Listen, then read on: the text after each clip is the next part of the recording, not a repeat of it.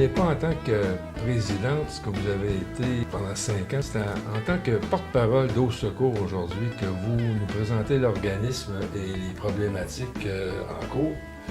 Alors, c'est quoi Eau Secours? Eau Secours, le nom au complet, c'est Eau Secours, la Coalition québécoise pour une gestion responsable de l'eau.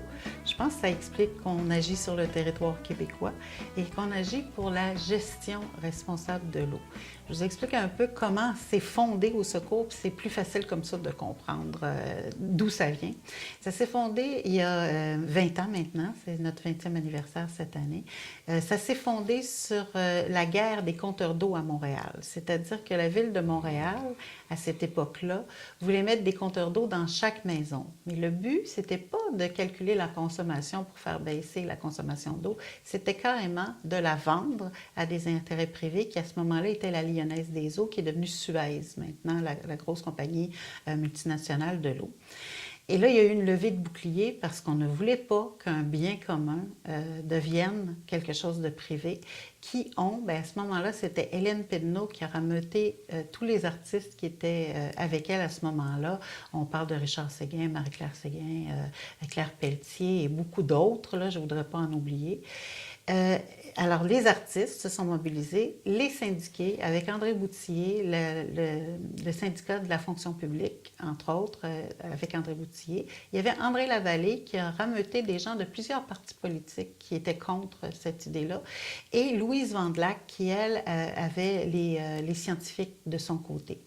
Alors, il y a beaucoup de monde qui se sont ralliés à cette cause-là et beaucoup d'individus. Ça a été une grosse mobilisation qui a fait partir au secours autour de l'idée que l'eau ne peut pas être privatisée, que l'eau est un bien commun.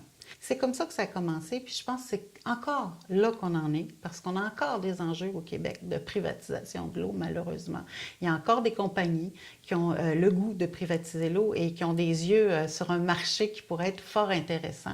Entre autres, les mêmes multinationales de l'eau, pour ne pas les nommer, Suez, Veolia et tous ces grands du marché de l'eau mondial, qui, par les accords internationaux de commerce, peuvent s'en revenir ici au Québec. Prendre le contrôle de nos robinets. Prendre le contrôle. pas de bouteilles, là. Non. Ben, les bouteilles, c'est autre chose. Oui, par les bouteilles, mais principalement par les infrastructures de l'eau. Prendre le contrôle de ce qui rentre dans vos maisons et vous le faire payer à prix d'or, parce qu'on sait qu'en Europe, où c'est privatisé actuellement, c'est 6 à 8 fois le prix que nous, on paye. D'ailleurs, les Européens sont toujours surpris de voir que l'eau, c'est gratuit. Ici au Québec, pour eux autres, c'est gratuit parce qu'on paye sur nos taxes municipales. Donc, pour eux, ça ne paraît pas. Quand tu es locataire, tu ne payes pas l'eau. Puis pour eux, c'est comme une aberration. Ils ont toujours payé l'eau. Depuis qu'ils sont petits, ils trouvent ça très étrange. Mais attendez, pour qu'on se comprenne, là. Quand vous dites privatiser l'eau du robinet, là, ça veut dire qu'une entreprise privée va assurer que vous puissiez avoir un verre d'eau, va recycler l'eau, va être propriétaire de l'infrastructure, de l'usine de filtration. Mais dans une ville comme Montréal, où les mauvaises langues disent qu'il y a 40 de pertes, c'est pas rentable, ça. Ah, c'est pas nécessairement comme ça qu'ils font de l'argent. C'est-à-dire que souvent, ils vont devenir les opérateurs d'infrastructures déjà bâties. C'est-à-dire que s'ils arrivaient ici, du jour au lendemain à Montréal, on a déjà des tuyaux, une infrastructure. Et ce qu'ils prendraient, c'est le contrôle de la facturation et du calcul de combien vous leur devez. Et ils se foutent royalement, en général, des tuyaux et ils ne réparent pas. Pas plus que les villes. Puis nos villes, maintenant, sont assujetties à une nouvelle loi. Alors, depuis quelque temps, à Montréal, on ne peut plus dire que 50 de l'eau va se perd. En ce moment, on est rendu en bas du 30 et on a atteint comme ça le 20 de réduction que le ministère avait imposé. Et la plupart des villes ont suivi les directives du ministère et s'en vont vers une réduction de leur consommation d'eau, puis ils ne sont pas fous. Parce que dans une ville, ce qui consomme le plus d'eau, ce n'est pas vous et moi et les citoyens, c'est les tuyaux qui perdent de l'eau. Ça fait que la première chose à attaquer, c'est la perte d'eau dans les tuyaux.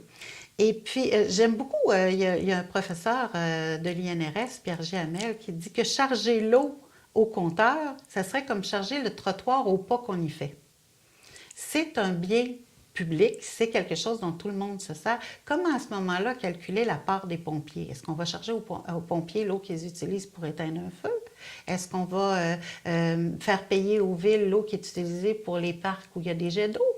Comment on va arriver à faire payer les gens? Alors, c'est pas ceux-là, c'est pas les grands consommateurs comme les pompiers ou la ville qui vont payer, ce sont les citoyens qui vont être facturés à la quantité d'eau qu'ils utilisent. Quand on sait que dans toutes les études, ça dit que c'est pas un point significatif. C'est-à-dire que les gens qui ont des compteurs d'eau en Europe ont baissé leur consommation pendant les 6 premiers mois pour s'apercevoir que ça ne leur coûtait pas plus cher, pas moins cher, qu'ils en prennent un peu plus ou un peu moins.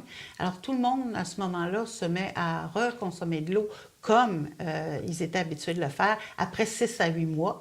Et puis, il n'y a pas d'impact direct sur la consommation d'eau. Il n'y a même pas d'impact significatif sur une économie d'eau. Tandis que réparer les tuyaux, ça en a une grande. C'est changer les toilettes. On a encore des toilettes 14 litres d'eau.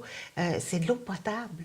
On fait encore pipi puis caca dans de l'eau potable. Puis on perd cette eau-là dans la toilette quand on pourrait avoir des toilettes à 1 litre, 3 litres. C'est fait d'ailleurs dans le code du bâtiment. On n'a plus le droit de mettre de toilettes de 14 litres. Par contre, malheureusement, les gens qui rénovent, ils s'en vont encore dans les grandes surfaces. On ne peut pas encore acheter de ces toilettes-là. Malheureusement, ça devrait être interdit.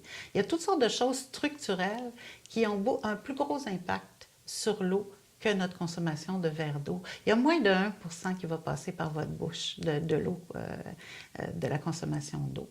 Alors, des mesures, les villes ont très bien compris ça, des mesures comme donner des barils récupérateurs d'eau de pluie pour les usages extérieurs, de donner des aérateurs pour les robinets ou les pommes de douche. C'est des choses qui ont un impact sur notre consommation d'eau et notre consommation en général, parce que tous nos biens comportent ce qu'on appelle un poids en eau virtuelle, c'est-à-dire que de l'eau qui a été salie pour produire tout ce qu'on a, les vêtements, les meubles, les matériaux de construction, l'essence dans notre voiture a son poids en eau. Surtout nos appareils comme nos téléphones qui malheureusement, on sait que les gens changent de téléphone en général, de téléphone cellulaire aux 2 ans. Les ordinateurs, les choses qui sont à obsolescence programmée, utilisent une énorme, c'est par 200 000 litres d'eau par appareil.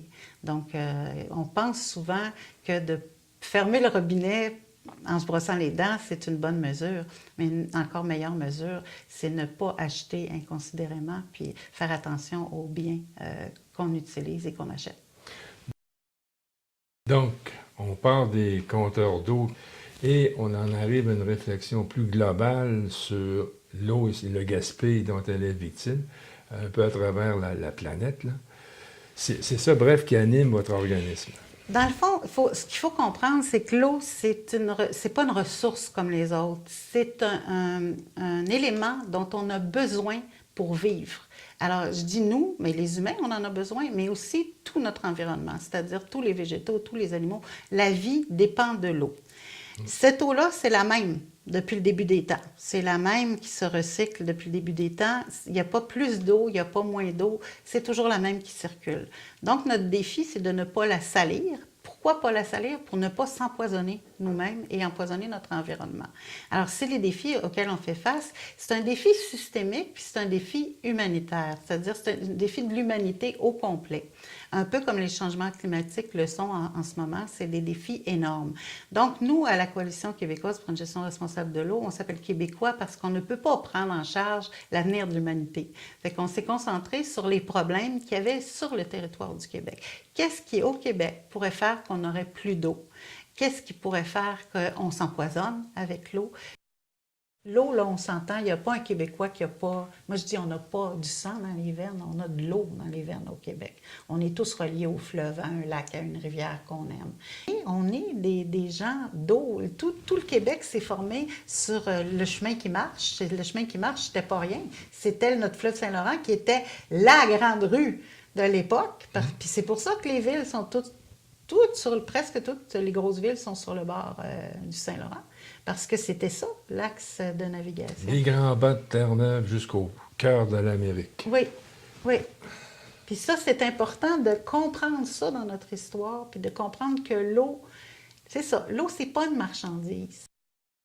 puis on est un organisme qui agit avec les comités de citoyens. Après la bataille de Montréal, ce qui est arrivé, c'est qu'Au Secours s'est transformé en coalition québécoise, c'était la coalition montréalaise, parce que les gens se sont mis à crier de partout « Hey, nous, il y a un site d'enfouissement sanitaire qui est en train de polluer notre nappe phréatique. Hey, nous, il y a des puits de gaz de schiste qui veulent s'installer près de chez nous. Hey, nous autres, c'est une compagnie d'eau qui veut puiser de l'eau à la tête du bassin versant. On a peur pour l'alimentation. Hey, chez nous, il y a des cyanobactéries. » Alors, tout le monde s'est mis à crier au secours et on s'est dit « Oh là là, les problèmes ne sont pas que montréalais, ils sont dans toute la province et on ne peut pas faire abstraction de ce qui se passe ailleurs. On est tous reliés par l'eau qu'on consomme. David Suzuki dit ça, on est tous reliés par l'air qu'on respire, on va tous respirer le même air et on va tous reboire la même eau à un moment donné. Alors le gros défi, c'est de ne pas la polluer, de ne pas la salir et de la gérer équitablement pour que tout le monde en ait, du plus pauvre au plus riche, puis du plus petit moucheron jusqu'à la plus grosse baleine, que tout le monde ait accès à cette eau-là. Et à une eau, on est composé d'eau. Vous et moi, on est composé de 70 % d'eau. Alors, si ce 70 % d'eau-là est de bonne qualité, on est en santé. Si cette eau-là est souillée, qu'il y a des hydrocarbures dedans, qu'il y a des pesticides, qu'il y a des insecticides, qu'il y a des produits chimiques qui sont des perturbateurs endocriniens, on s'empoisonne. Peut-être pas en buvant un verre d'eau, mais tranquillement et lentement. C'est pour ça que c'est important de garder nos cours d'eau et nos nappes phréatiques en excellente santé c'est notre santé à nous, c'est la santé de notre environnement. Il y a un défi de contrôle de la qualité de l'eau, un défi aussi de contrôle sur notre santé, puis c'est vraiment un défi de souveraineté sur le territoire et sur l'eau qu'on va avoir chez nous. Mais ce que vous dites là, ça m'apparaît comme étant le gros bon sens, là. Eh oui. Tout le monde veut vivre en santé. Eh oui. Bon. Mais comment expliquez-vous qu'il faille constamment se battre pour faire entendre ça, ce message-là? Ça n'a pas de bon sens. Ça devrait être clair, limpide.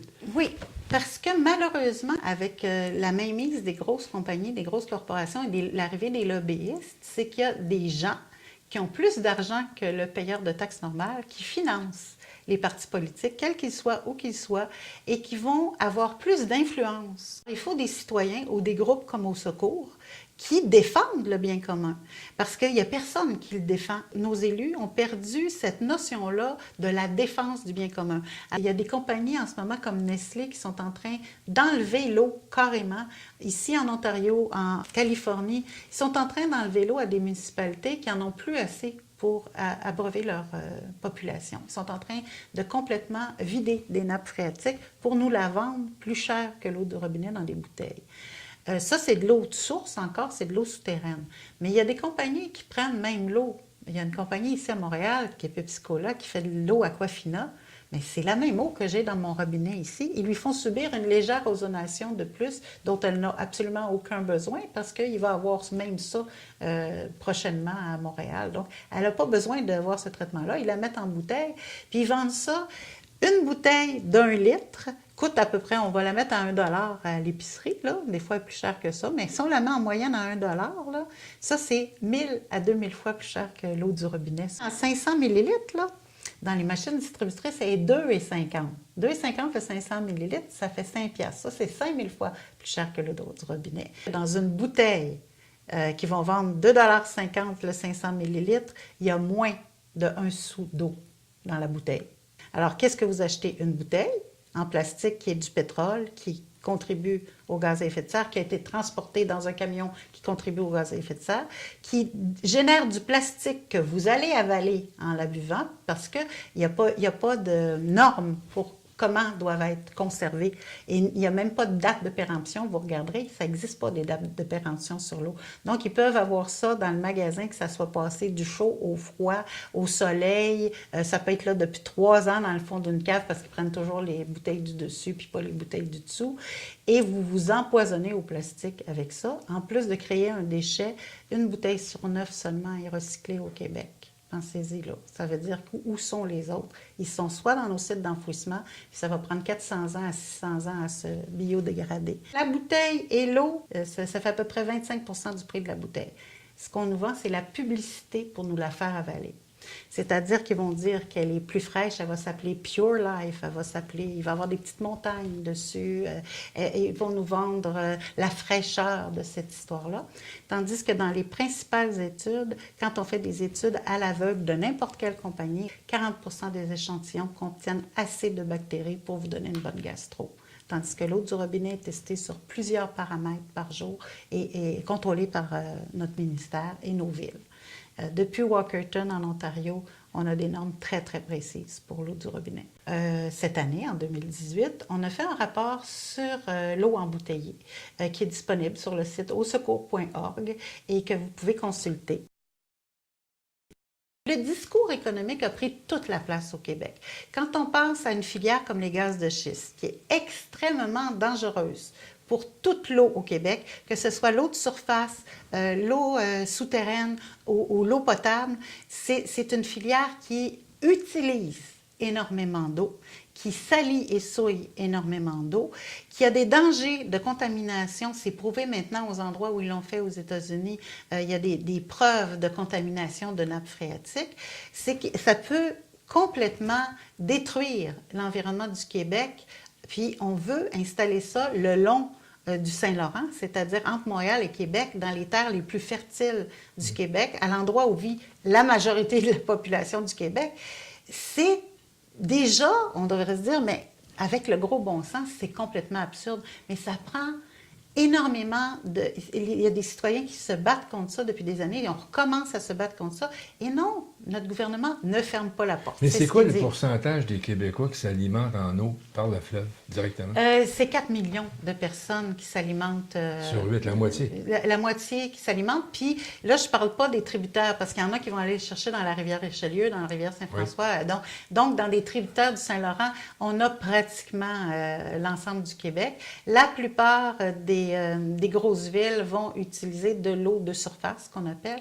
Puis quand on comprend l'eau, quand on comprend comment ça fonctionne, c'est que tout est relié. Quand on parle d'un bassin versant, c'est que la plus petite rivière en haut de la montagne va alimenter une plus grande rivière qui, ça va se jeter éventuellement au Québec, dans le fleuve Saint-Laurent.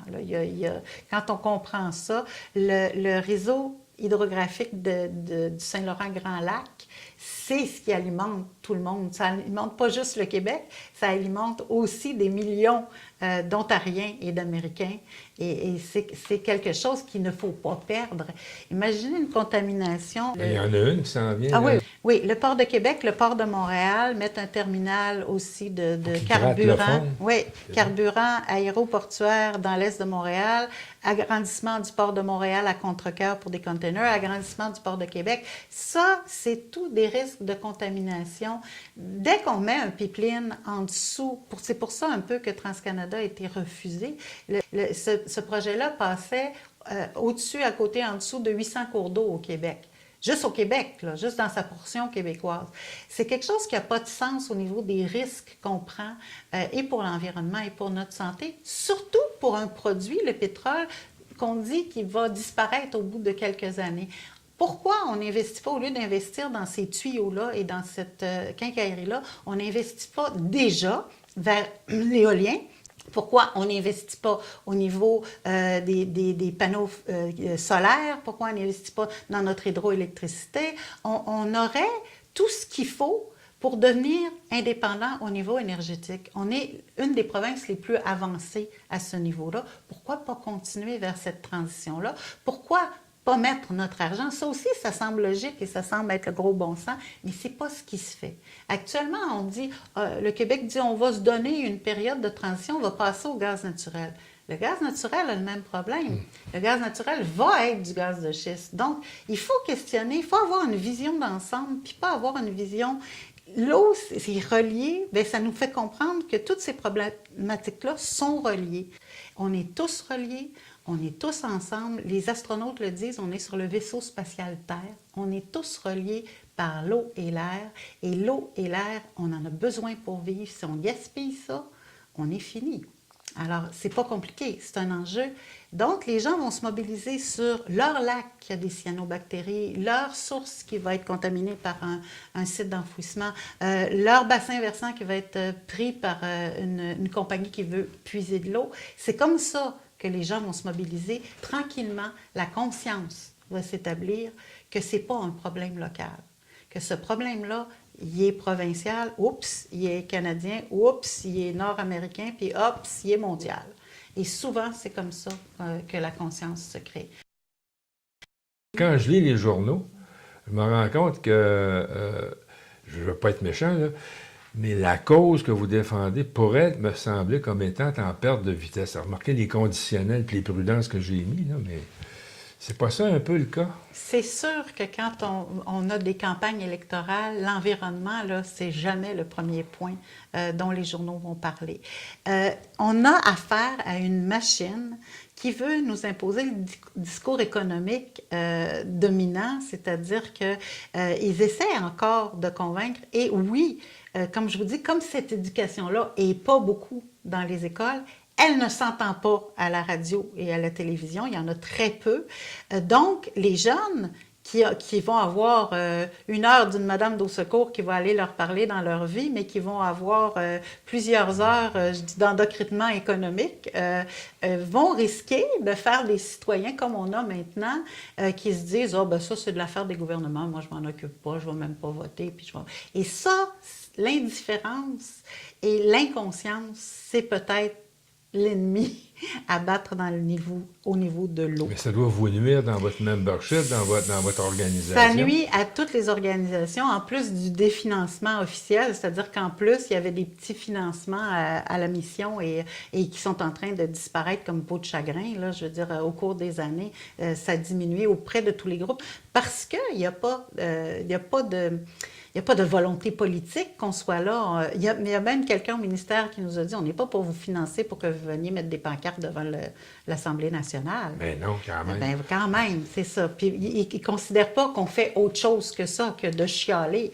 On s'est fait appeler dans les journaux les enverdeurs. Quand on écoute la radio à Québec, on est les méchants, là, c'est certain. Il y a une loi québécoise qui est en préparation pour que des organismes comme Au Secours, qui ont un employé, qui n'ont même pas de pied à terre, on n'a même pas de bureau, on travaille où est-ce qu'on peut, puis où est-ce que ça nous est prêté, bien, on va être considérés comme des lobbyistes. Et on va être obligé de s'inscrire à titre personnel comme lobbyiste. Alors moi, si je veux rencontrer un député ici de mon coin, qui a comme par hasard, la ministre de l'Environnement. C'est intéressant de rencontrer ma députée de Verdun. On va être pris pour être dans les lobbyistes au même titre qu'une grosse compagnie. C'est-à-dire que ça va me prendre un avocat, ça va me prendre des sous pour m'inscrire, ça va me prendre toutes sortes de choses pour simplement apporter la voix citoyenne. Ça n'a pas de bon sens.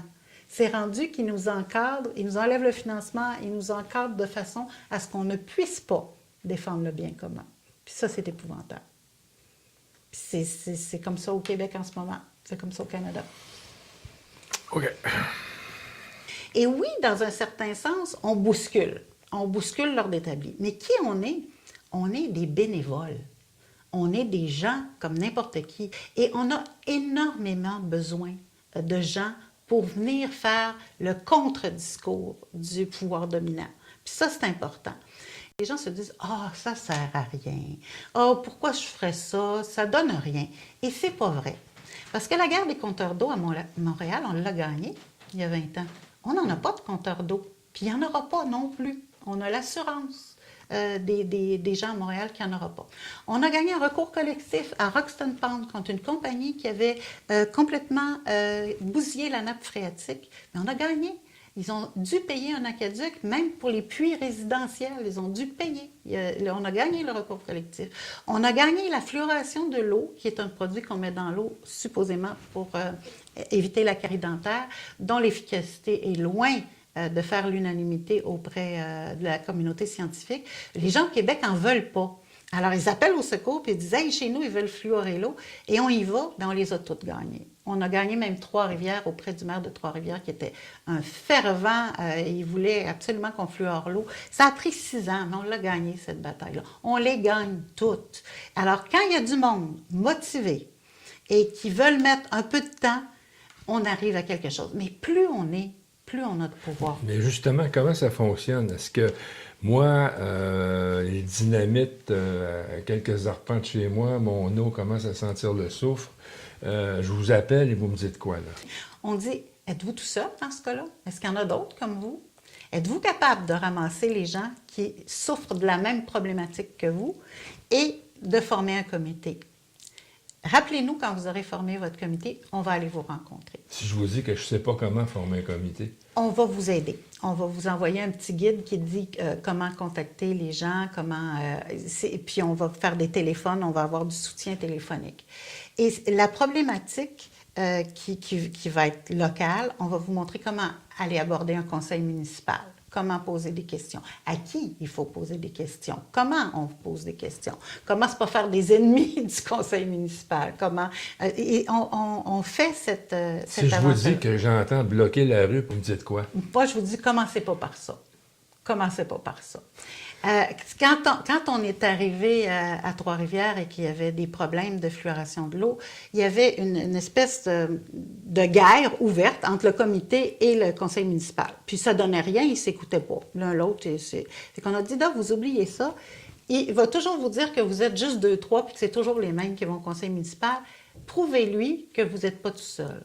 Mais ils ont ramassé 10 000 noms sur une pétition, en allant dans les parcs, en faisant du porte-à-porte, en allant dans toutes les fêtes de quartier. Au bout de 10 000 noms, il était malvenu, le maire, de dire qu'il était tout seul. Ça fait que là, il ne pouvait plus dire qu'il était tout seul. Et ça, c'est important, de montrer qu'on est une force. C'est important. Beaucoup plus que 2, 3 personnes qui vont bloquer une route.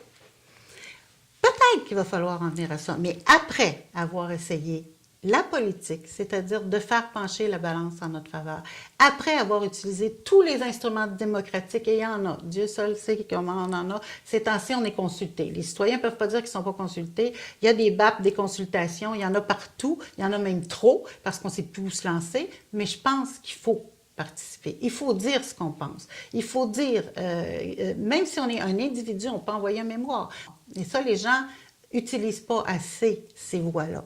Pourquoi? Parce qu'on est pris dans la roue de la vie, puis dans le travail, puis aller chercher les enfants à la garderie, puis gagner notre vie, et on est pris. Donc, en devenant membre d'un groupe comme Au Secours, on se sent soutenu. Les militants qui vont prendre une pancarte pour aller à une manif dans leur année, ils ont une importance. Le militant qui va faire des téléphones pour un groupe 3 fois par mois, ça a son importance. On a besoin de gens ordinaires, de gens pour qui l'eau, c'est important. Ils trouvent ça inadmissible qu'on s'empoisonne tranquillement avec tous les produits qu'on met dans l'eau. Mais on a besoin de ces gens-là Au Secours parce que c'est comme ça que la coalition fonctionne. Elle fonctionne à l'huile de militant ou à l'eau de militant. On dit que chaque goutte compte, nous autres. Ça fait qu'on fonctionne à l'eau, mais on fonctionne aussi à tout ce que les militants peuvent nous apporter. Pour devenir membre Au Secours, on va sur le site Internet et puis on va s'inscrire. On peut s'inscrire juste à l'infolette pour voir si ça va vraiment nous intéresser. C'est Au Secours écrit comme de l'eau, ausecours.org. C'est pas difficile. On est aussi sur Facebook. Et à partir du moment où vous recevez l'infolettre, l'infolettre va vous indiquer toutes les activités, c'est-à-dire s'il y a des pétitions à signer, s'il y a des collaborations demandées pour aller à un BAP ou pour aller à une consultation, ou s'il y a une manifestation quelque part, ou s'il y a un événement qui est créé, vous allez être au courant dans l'infolettre qui s'appelle l'Info. EAU. Alors, notre info part une fois par mois, des fois plus, quand il y a des événements qui sont... Alors, en général, une fois par mois, puis des fois 2 fois par mois, ça va arriver à la maison, puis les gens, à ce moment-là, peuvent avoir l'implication. Mais quand on devient membre, on marque aussi sur notre... Si on veut donner quelques heures de bénévolat. Et à ce moment-là, on va appeler les personnes pour leur demander quel type de bénévolat. Il y a quelqu'un, moi, qui m'a dit, je suis en Abitibi, je ne peux pas aller des manifs à Montréal ou à Québec ou à Trois-Rivières, mais je peux écrire. Moi, je sais écrire. C'est qu'il est lettre ouverte. L'autre dit, moi, je serais prête à aller rencontrer mon député local. Est-ce qu'il y a des gens dans mon coin? Puis on va les mettre en contact avec les autres membres de leur coin. Alors ça, c'est intéressant. Moi, je suis porte-parole, mais dans le conseil d'administration, je n'ai pas de rôle au conseil d'administration. Moi, c'est ce que j'aime faire. J'aime faire des conférences, j'aime aller voir les gens dans les écoles, j'aime m'occuper. Vu que j'étais enseignante, j'aime enseigner, j'aime expliquer.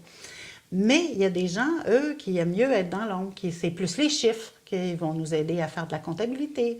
D'autres, ils vont faire des téléphones. Ils vont appeler les membres pour dire « Ah, vous pensez de renouveler? Quels sont les sujets qui vous intéressent? » Pour ça, je vous dis, nos membres sont importants. Chacun des membres apporte sa couleur à l'organisme, apporte son expertise.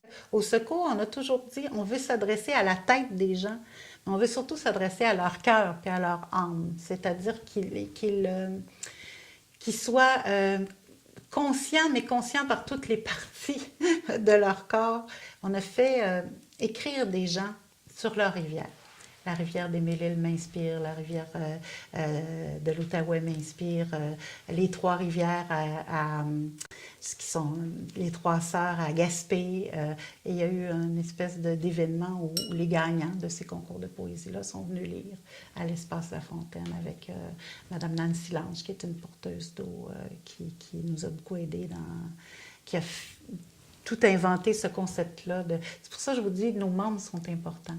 Tu sais, quand on dit au gouvernement, on a 3000 membres, puis si on leur dit on a 200 membres, bien, c'est pas la même chose. Non.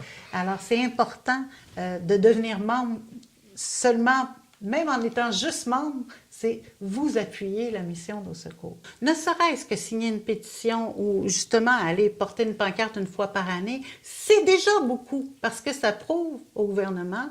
Mais quand il y a 15 000 personnes dans la rue, il ne peut pas dire que c'est quelque chose qui est anodin. Quand les gens... Mais les 15 000 personnes dans la rue là, qui viennent m'aider dans mon village, moi, là, est-ce que ça vient de partout? Ça vient de 3-4 personnes de ce lac, 2-3 personnes de ce compteur d'eau et 12 qui viennent un peu partout, ou c'est moi qui les ramasse au complet? Bon, c'est les deux, je dirais. On laisse jamais les gens tout seuls. Je vais vous expliquer deux cas très, très faciles. La mobilisation qu'il y a eu à Kakuna pour les belugas, quand le port devait être...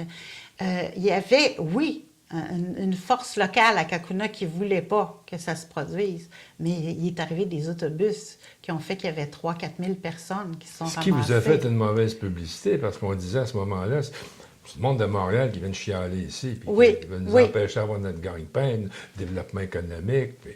Oui, puis ça, c'est le discours, malheureusement, des journaux. Par contre, on l'a gagné, cette bataille-là. Oui. Alors, il faut comprendre aussi que ces mobilisations-là font que les gens qui sont venus là, ils ont compris pourquoi ils étaient là, puis ils ont continué à en parler. À la Minerve, c'est encore pire. C'est que des gens se sont aperçus qu'il y a un terrain qui allait se vendre pour puiser de l'eau, même pas faire une compagnie, là, rien. C'était juste l'équivalent d'un cabanon de jardin qui allait prendre de l'eau, 1600 litres à l'heure, qui allait sortir de leur municipalité pour aller se faire embouteiller ailleurs et vendre ailleurs. Alors, pas d'emplois créés, beaucoup plus de camionnage sur les routes, puis beaucoup moins d'eau à la tête d'un bassin versant. Les associations de lacs qui ont dit « Oh, pelaille, nous autres, on n'est pas très d'accord avec ça ». Ils ont ramassé des gens et quand ils ont eu un comité, ils ont appelé au secours. Là, on est allé les rencontrer et on s'est dit, qu'est-ce qu'on peut faire? C'est une municipalité très, très étendue où le monde est au bord des lacs dans le bois. Comment on les rejoint? Journaux locaux, radio locale, conseil municipal, on a tout fait. Puis, dans le cas de la Minerve, il y a eu une grosse mobilisation, un spectacle bénéfice par nos porteurs d'eau, parce qu'on a des artistes qui nous soutiennent. Ce sont des artistes impliqués, là. Oui, des artistes, des personnalités publiques qui endossent la cause de l'eau. À ce moment-là, il y avait notre beau Raoul Duguay, Paul Piché, qui habite le village de la Minerve. Il y avait le groupe local moi j'appelle ça les gloires locales, là, la petite fille qui avait gagné le concours local pour la fête de la Saint-Jean-Baptiste. En tout cas, il y avait des gens puis on a fait sortir Pierre Bertrand de sa réserve des Laurentides pour venir chanter « Laisse-moi pas revenir en ville, tape-moi sur ma tête de bois ».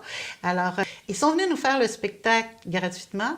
On vendait des petits macarons 5 $ pour le spectacle bénéfice et on a eu 2000 personnes dans une municipalité qui ne contient pas 2000 personnes, un beau samedi soir d'été. La fête. C'était la fête et c'était dans le terrain de balle municipal. Et là, ça fait beaucoup jaser, ça, dans le coin. Donc, il n'y avait plus personne à la Minerve qui ne savait pas, qui n'était pas au courant de la situation. Les députés se sont mis à s'en mêler. le député fédéral, le député provincial, le maire. C'est difficile à ce moment-là de donner un permis à un entrepreneur. Puis même l'entrepreneur a enlevé sa demande de permis. C'est pas encore fini parce qu'il pourrait toujours revenir et redemander des permis. Comme ça s'est fait à Oka. À Oka, c'est une mine de niobium qui veut s'ouvrir. Et ça doit faire 20 ans qu'elle essaye de s'installer. À chaque fois qu'elle essaye de s'installer, le conseil de bande, le comité de citoyens, tout le monde se remet en branle, au secours, tout le monde se remet en branle, les agriculteurs, parce que l'UPA n'est pas d'accord, tout le monde se met ensemble, puis là, oups, ils repartent. À chaque fois, ils sont repoussés. Et il n'y a toujours pas de mine de niobium à Oka, comme il n'y a toujours pas de captage d'eau à la Minerve. Donc, ça se gagne. Des batailles, ça se gagne quand on se tient ensemble, ça se gagne quand il y a de la solidarité. Dans quel monde on veut vivre, en fin de compte?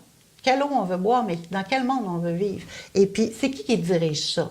Puis à partir du moment où on dit « Ah, oh, je ne peux rien faire, il y a quelqu'un d'autre qui va décider pour moi », on vient de lui donner le pouvoir. À partir du moment où on dit « Non, moi, c'est pas ça que je veux, puis je vais faire tout ce qui est en mon pouvoir pour pas que ça arrive », là, on vient de gagner notre propre pouvoir. Puis ça, c'est un enfant de 16 ans qui m'a fait comprendre ça. C'est un jeune qui s'appelle Craig Kilberger, que tout le monde a déjà vu à la télé parce qu'il avait affronté Jean Chrétien sur le travail des enfants en Inde. Lui, il avait trouvé ça épouvantable que des enfants puissent se faire tuer parce qu'ils travaillaient. Et il était allé voir M. Chrétien en pleine rencontre avec le gouvernement indien pour des tractations commerciales, pour lui mettre en pleine face, vous êtes en train de faire des accords avec des gens qui tuent des enfants. Et ce gars-là appartient à un mouvement qui s'appelle Free the Children. Et ce mouvement-là, qui est canadien, c'est de dire, même si vous êtes des enfants, vous avez un pouvoir. Moi, je dis, même si vous êtes un citoyen ordinaire, vous avez un pouvoir. Ne le donnez pas à quelqu'un d'autre. Puis à partir du moment où vous dites rien, vous venez de donner votre pouvoir à quelqu'un d'autre. Puis ça, c'est important de comprendre ça. Puis c'est pour ça que je milite. Les groupes environnementaux, un bout de temps au Québec, se chicanaient beaucoup entre eux, parce qu'ils avaient tous les mêmes subventions. C'était à qui allait tirer le plus fort sur la corde du gouvernement ou sur l'enveloppe du gouvernement. Donc, se regardaient un petit peu comme des chiens de faïence, genre « moi, je suis plus important, mon dossier est plus important ». Depuis les changements climatiques, il y a eu un gros changement au niveau des groupes environnementaux parce que c'est devenu clair que si on ne s'attaque pas à ce problème-là, on va tous disparaître. Donc, on a une cause commune. Tout d'un coup, les changements climatiques. Mais moi, dans les changements climatiques, ma problématique de l'eau, elle est super importante dans tout. L'Association pour la pollution, contre la pollution atmosphérique avec André Bellil et puis tout son groupe a leur importance par rapport à l'air. Et puis, tout ce qui a rapport, le RVHQ, tout ce qui a rapport aux hydrocarbures aussi. Donc, c'est devenu le front commun pour la transition énergétique. Et il y a plus de 60 groupes qui sont dans le front commun pour la transition énergétique, des groupes qui se parlaient très peu avant. Et ce qu'on voit, moi je dirais depuis les 5 dernières années, c'est des groupes dont les militants vont militer dans un groupe et dans l'autre groupe, être membre de plusieurs groupes à la fois, mais avoir une dominante. C'est-à-dire que moi j'ai une dominante au secours, mais je fais partie du RVHQ Montréal parce que je m'intéresse à ce qui se passe à la ville de Montréal. Je fais partie aussi du comité de la ruelle verte en arrière ici. Puis je fais partie à mon chalet des résidents du Grand Lac-Nominaigne parce que c'est important de militer où on est. Mais tous ces groupes-là, chacun des groupes, se sont mis ensemble. Puis c'est pour ça que depuis 5 ou 6 ans, on voit les groupes environnementaux se relier, faire des communiqués communs. Même c'est rendu que les journalistes ils écrivent même plus les groupes, ils vont dire 12 groupes environnementaux ou les groupes environnementaux. On voit ça beaucoup quand on a des spécificités, mais on a une entente sur le principal but en ce moment, c'est de combattre les changements climatiques. On y va chacun par notre... Oui, c'est l'une de base. Oui, mais c'est important ça, d'avoir une vision commune de quelle est la chose principale à laquelle s'attaquer, puis on va tous y aller. On va avoir nos façons, nos méthodes, et parfois certains ne seront pas dans certains communiqués, d'autres vont dans d'autres. On ne sera pas toujours les 60 groupes à signer quelque chose, mais chacun va apporter un peu, moi je dis toujours de l'eau au moulin. Nous, on a toujours travaillé à la coalition avec des groupes citoyens, avec des groupes syndicaux, avec des groupes religieux, avec des groupes de la société civile, les gens qui ont passé chez nous, Environnement Jeunesse, le Conseil des Canadiens, la FTQ, la CSN, la CSQ, plusieurs affiliés de ces syndicats-là, les franciscains et les franciscaines du Québec qui ont beaucoup donné de sous, la Conférence catholique, les Sœurs de la Congrégation Notre-Dame. Tous ces gens-là ont des buts communs, veulent arriver à quelque chose. Tout seul, là, on n'arrive à rien, à rien, à rien, à rien. Mais quand on se met à plusieurs, puis ça n'en prend pas tant que ça. Des fois, dans une municipalité, s'il y a un bon noyau de 7-8 personnes qui se réunissent et qui disent aux autres, nous autres, on a pensé que ça, c'était la solution. Est-ce que vous venez avec nous au conseil municipal? Est-ce que vous signeriez une pétition? En général, la population suit quand c'est bien expliqué. J'ai pas toujours milité à Au Secours. J'ai milité pour les écoles vertes Brundtland. Je milite encore pour qu'on ait une éducation à l'environnement dans nos programmes scolaires, parce que là, les gens vont comprendre. Si on avait une véritable éducation à l'environnement, il y aurait plein de choses qui ne pourraient pas se faire. Puis les gens qui se sentent bien dans leur peau en scrapant l'environnement parce qu'ils ont des sous, je pense qu'il y aurait une bien plus mauvaise conscience s'il avait été bien élevé, c'est-à-dire s'il y avait eu une éducation à ce qui est important dans la vie. Moi, je travaille avec des enfants, j'essaie de faire prendre conscience comment l'eau, c'est important à des enfants du primaire et du secondaire. Et puis, je me dis souvent, ils comprennent mieux que nos gouvernements, ils comprennent ça plus facilement. En 1 heure, ils arrivent à comprendre que c'est essentiel pour eux de protéger l'eau. Et puis, ils prennent même un engagement à la fin d'en parler autour d'eux, d'en parler à leurs parents et d'en parler à leurs amis. Puis, je trouve que c'est extraordinaire de voir la réceptivité que les jeunes ont dans les écoles. Malheureusement, cette éducation-là, elle est encore, elle n'est pas fournie par notre gouvernement. L'éducation à l'environnement, il n'y en a pratiquement pas dans nos écoles. En ce moment, il y a tout ce qui est dans le monde de l'éducation est relié par la Centrale des syndicats du Québec pour demander au gouvernement une véritable éducation de la maternelle jusqu'à l'université, mais plus que ça, une éducation du public aux grands enjeux auxquels on va faire face. Tout le monde le dit, tous les scientifiques le disent, si on ne s'y met pas tout de suite, on va avoir, on n'en a pas pour longtemps, on n'en a pas pour 50 ans à vivre. Ça fait qu'il faut vraiment s'attaquer à ces problèmes-là. Et si on ne l'enseigne pas à l'école comment faire, si les gens ne s'en occupent pas parce que c'est trop important de gagner de l'argent, mais il va servir à quoi cet argent-là, une fois qu'on n'aura plus d'eau à boire et puis plus d'air à respirer? Pas à grand-chose. C'est quand on va être la majorité, puis qu'on va tous penser ça, mais il n'y en aura plus du monde au gouvernement qui vont donner une oreille aux compagnies. Ils ne pourront plus. Ils n'auront plus la légitimité de le faire. Et puis le pouvoir, c'est pas en allant voter tous les 4 ans qu'on le prend. C'est tous les jours, en suivant comment on pense, puis où est-ce qu'on s'en va. Mais la tendance actuelle, je pense aux États-Unis, où tout ce qu'il y avait comme crédit pour contribuer à une entente internationale Canada-États-Unis sur les Grands Lacs, sur l'eau et tout ça, c'est tombé. Il n'y a plus rien. Là. Les organismes qui s'occupaient de ça ne sont plus financés. Là. C'est la même chose, c'est pas juste les Ici aussi, depuis Harper. Harper, avec ses 2 billes mammouths, a enlevé toutes les lois. Il y avait une loi qui a l'air un peu anodine, c'était la loi de protection de l'habitat du poisson. Mais en protégeant l'habitat du poisson, on protégeait l'eau aussi. Il a enlevé des rivières et des lacs. Et au Québec, on avait plusieurs dizaines de lacs et rivières qui étaient protégés.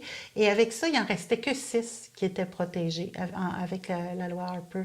Il y avait toutes sortes de mécanismes pour étudier l'eau. Entre autres, l'Observatoire des Grands Lacs qui étudiait toute la question de la cyanobactérie, qui a été complètement définancée. Il a fallu que l'Ontario reprenne ça parce que le gouvernement fédéral ne le faisait plus. L'Observatoire Maurice-Lamontagne qui avait été rénové, oui. Il y avait 11 chercheurs, il en restait 2 du temps de Harper. Et là, bon, Le gouvernement Trudeau, il va très timidement en remettant sur pied certaines parties de ces lois-là, mais ça lui prend un temps fou. Tandis que les Bill Mammouth ont annulé ça en 2 sessions. Il y avait des gros livres, des 7000 pages de documentation. C'est fou le dégât que ces 2 billes-là ont fait. Et maintenant, c'est une loi à la fois qu'on rénove. Ça fait que ça va nous prendre 20-25 ans à revenir à l'état où on était avant. L'Observatoire Maurice-Lamontagne avait entre autres un champ d'action qui était l'étude des déversements pétroliers sur le fleuve Saint-Laurent. Si on coupe ça, au même moment qu'on veut permettre, il y a quelque chose qui n'est pas logique, là. Il y a une logique quelque part de vouloir faire avancer la cause des hydrocarbures. Des sables bitumineux. Ça se tient. Au niveau canadien, la grosse patate chaude, là, c'est nos sables bitumineux qui sont une des 2 choses qu'on voit de la station spatiale, là, qui est notre désastre naturel canadien. Et le gouvernement va tout faire pour que ça soit rentable. Et ça, c'est pour pas s'aliéner. C'est très politique. Mais dans le fond, déjà, les sables bitumineux sont en train d'empoisonner des populations autochtones qui sont plus loin sur les rivières. Il y a des cas de cancer au-delà de toute proportion par rapport au reste de la population. Et il y a des bassins d'eau qui sont gardés parce qu'on ne sait pas quoi en faire, parce qu'on ne sait pas comment la nettoyer. Fait que je me dis, pourquoi s'obstiner à vouloir vendre ce pétrole-là en nous disant que c'est du pétrole canadien? Moi, si le pétrole canadien est à ce prix-là, j'en veux pas. Quels sont les enjeux, là, ceux qui vous empêchent de dormir la nuit, là, présentement? Bien, présentement, j'en ai parlé tantôt, changement climatique, tout l'enjeu du gaz et du pétrole au Québec, exploitation du gaz et du pétrole, mais aussi des minières. Là, si on pense à Abitibi, on sait que ces champs-là d'activité vont gaspiller énormément d'eau, salir énormément d'eau et gaspiller notre environnement et notre quiétude aussi en tant que citoyen. Alors, puis contribue en plus au problème, à accentuer le problème des changements climatiques. Ben oui, mais l'an dernier, le gouvernement Couillard, ils ont renouvelé la loi des mines, là, puis ils ont mis ça aussi difficile que c'était pour des organismes comme le vôtre. Oui, oui. Puis malheureusement, aussi facile que c'était pour les minières et puis les gazières. Oui. Donc, il y a tout cet enjeu-là. Comme une chose qu'il faudrait absolument faire, c'est d'empêcher que l'industrie du gaz de schiste s'installe au Québec, d'avoir suffisamment de mobilisation pour dire non à cette affaire-là. Ça s'est fait au Vermont, c'est pas loin d'ici le Vermont. Là. Le Vermont a dit non. Il y a des États des États-Unis qui ont dit non. Et puis ceux qui ont dit oui, mais malheureusement, ils se retrouvent avec des problèmes de contamination d'eau. La Pennsylvanie. Pennsylvanie. Alors ça c'est un enjeu majeur. Notre enjeu, c'est les polluants, les divers polluants, surtout reliés à l'agriculture.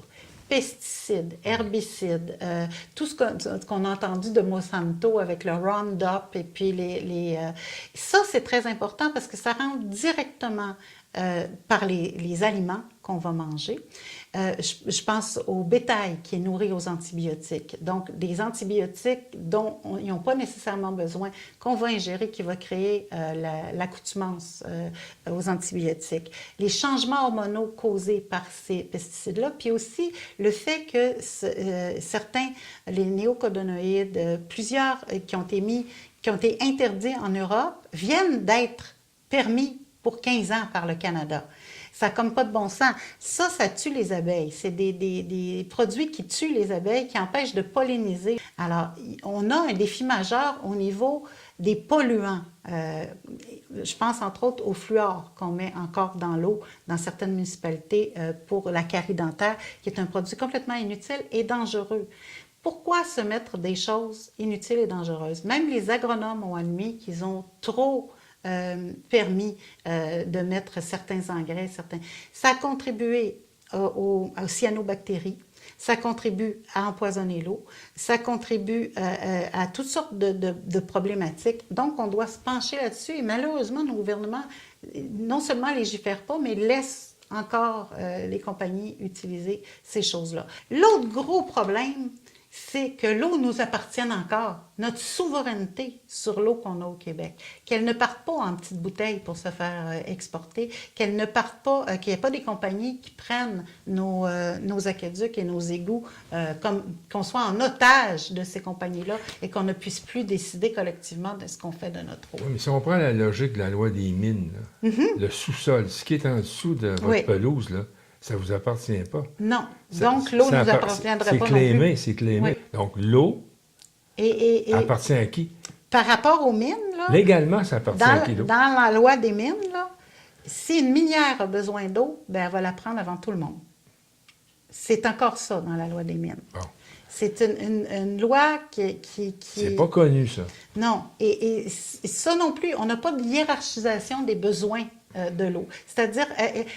Qui doit avoir l'eau en premier, là, s'il y avait une sécheresse, s'il y avait, comme il est arrivé en Californie, là, qui a droit à l'eau? Est-ce que c'est l'hôpital ou l'école en ce moment? Non. En ce moment, c'est encore les compagnies qui ont le droit. Les minières, les pétrolières, les gazières vont avoir droit. Puis on sait, quand je disais la partie du gaz de schiste, qui est peut-être la moins connue, on connaît le fait que ça va aller peut-être polluer. Mais ce qui est moins connu, c'est la quantité d'eau que ça prend. C'est énorme. C'est des milliers, des milliers. Ils vont la prendre d'où? Est-ce qu'ils sont capables de nous dire qu'est-ce que ça va avoir comme effet sur les bassins versants? Ils ne sont pas capables. Il y a des choses qu'on ne peut pas nettoyer. Il y a les lagunes de Mercier, c'est une contamination épouvantable au Québec qui est dans la région de Châteauguay-Mercier, là. Les lagunes de Mercier ont été polluées. Ça fait presque 60 ans de ça et on n'est pas encore en mesure de nettoyer ce dégât-là. Personne n'a trouvé les moyens techniques. Il y a eu un incinérateur, il y a eu toutes sortes de choses pour essayer de nettoyer ça. Ça a tout fait de patate. Ils n'ont pas été capables. Alors, en ce moment, Mercier prend son eau à Châteauguay parce que la nappe phréatique, elle est complètement finie. Et ça, il ne faut pas se retrouver avec des problèmes comme ça parce que les hydrocarbures et l'eau, là, ça fait deux. Ça ne va pas du tout ensemble et nos usines ne sont pas conçues, même pas pour les détecter. S'il y avait une grosse fuite qui n'était pas détectée, comme on a vu dernièrement des fuites dans des pipelines qui sont détectées plusieurs jours plus tard, puis pas par les moyens de détection des compagnies, mais par le public. Bon, si ça arrivait au niveau de certaines prises d'eau potable de la ville de Laval, de la ville de Montréal, Vaudreuil-Soulanges, nommez-les ça, Sorel-Tracy. Si ça arrivait, la principale firme qui nettoie les dégâts dit qu'on ne pourrait pas nettoyer même pas 20% d'un super pétrolier à la fois. Donc, cette huile-là, ce pétrole-là, ça s'en irait dans notre eau et nos usines n'ont rien pour savoir.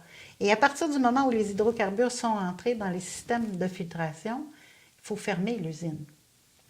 Les usines comme à Montréal, si on fermait une usine comme à Montréal, on a à peu près 12 à 36 heures d'autonomie d'eau. Qu'est-ce qu'on fait après? Ça prend des mois à nettoyer. Quand on a vu à Mégantic, c'était quelques petits wagons de train. Ils ont été 4 mois fermés dans les usines parce qu'en plus, c'était l'été.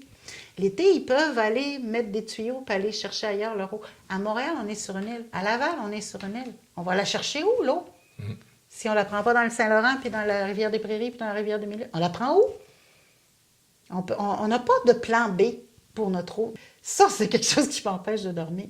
Mais quelles sont les chances que cette horreur-là survienne, se fasse? Ah, et c'est énorme parce que des fuites de pipelines, il y en a tous les jours.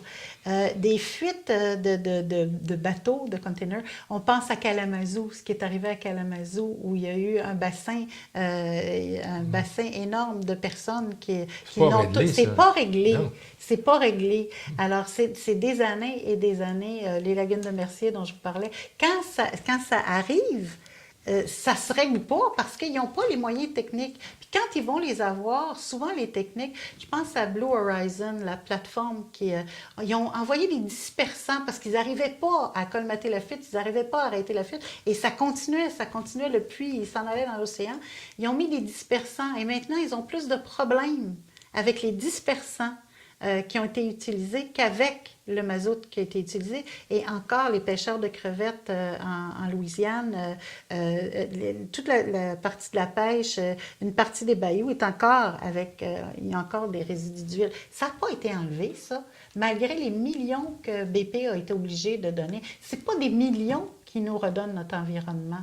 Puis c'est pas la technique qui est capable de tout en... Notre seule chance, c'est de ne pas polluer en amont, de garder nos cours d'eau propres, de garder nos sources souterraines propres. C'est notre seule chance. Êtes-vous optimiste? Il faut.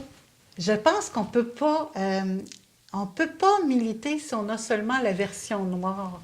Je pense que tous les gens qui militent dans les mouvements croient qu'on peut changer les choses, sinon ils feraient des dépressions. Ça serait épouvantable. C'est difficile. Je ne dis pas qu'on change les choses en une année. C'est des choses à très long terme. Il faut y mettre du temps, il faut y mettre de la conviction, il faut y mettre de la vision, il faut voir où on s'en va. Il faut prendre les moyens stratégiques pour y arriver, s'associer aux bonnes personnes qui vont nous donner les études scientifiques, les moyens politiques. Il faut le faire avec intelligence, puis c'est ce que j'appelle l'intelligence citoyenne. Moi, je milite à Au Secours parce que l'eau, c'est mon point majeur. Mais partout où on milite, on apprend. On a du plaisir. C'est le fun de militer. il y a Hélène Penneau qui disait « S'il n'y a pas de plaisir, on ne reste pas là ». C'est le fun de militer. On rencontre des gens qui pensent comme nous, qui ont les mêmes valeurs. Puis, je pense aux retraités. Moi, j'ai vu des retraités qui disaient qu'ils s'ennuyaient, qu'ils ne savaient pas quoi faire à la retraite, puis là, qui font des sports, puis qui jouent au bridge. Moi, je fais de la militance à ma retraite. Puis c'est très, très valorisant. C'est très aérobique. On fait bien du kilométrage. On se garde alerte au niveau intellectuel, on se garde alerte au niveau social, on se tient au courant, on est des gens peut-être des fois surinformés. Et puis, bon, comme c'est le fun, puis qu'on se fait des amis, il y a beaucoup de solidarité qui se crée. Puis quand on a des victoires, là, c'est le fun en tabarouette, parce qu'on a tout contre nous autres. On disait toujours, bon, on a dit Restigouche, la petite municipalité de Restigouche qu'on a aidé à obtenir. Tout le monde a fait des shows bénéfices, on a ramassé des sous, on a mis la cause sur la place publique. Bon, là, ils ont gagné, puis ils ont tous dit, ah, c'est David contre Goliath. Pas vraiment, parce qu'il y en avait des David en tabarouette. Eux autres, ils étaient 158, mais le reste de la province était avec eux autres, puis pire que ça, attendait ce jugement-là. Ça aurait fait une révolution si ça n'avait pas été comme ça, parce que c'était tellement injuste qu'une grosse compagnie qui a plein de sous poursuive une municipalité dont c'est l'argent des simples 158 citoyens qui doivent se battre, ça n'avait pas de sens. Grosse compagnie dirigée par un ancien ministre libéral. Oui, puis ça, bon, partez-moi pas là-dessus parce que ça pourrait être long. Les portes tournantes au niveau des compagnies, quand on regarde où travaille André Boisclair, où travaille M. Bouchard, où travaille notre dernier, là, notre beau frisé, notre ancien premier ministre, d'où vient celui qui est là actuellement, c'est des portes tournantes. Ils vont à l'industrie privée, ils reviennent dans le pouvoir ou ils sortent du pouvoir, et ça revient tout le temps. Madame Châtelain, merci beaucoup pour l'entrevue. Merci à vous. Très agréable. C'est très, très agréable. On va boire à ça. Ah oui, Toast. santé!